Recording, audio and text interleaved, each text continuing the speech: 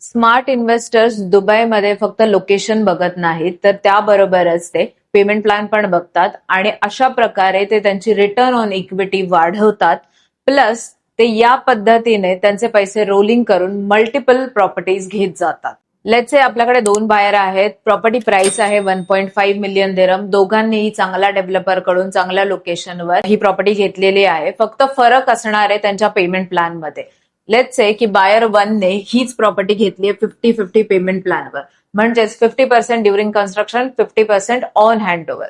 So during कन्स्ट्रक्शनच्या साधारण 2.5 वर्षाच्या पिरियडमध्ये तो पे करणार आहे 750,000 दिरहम.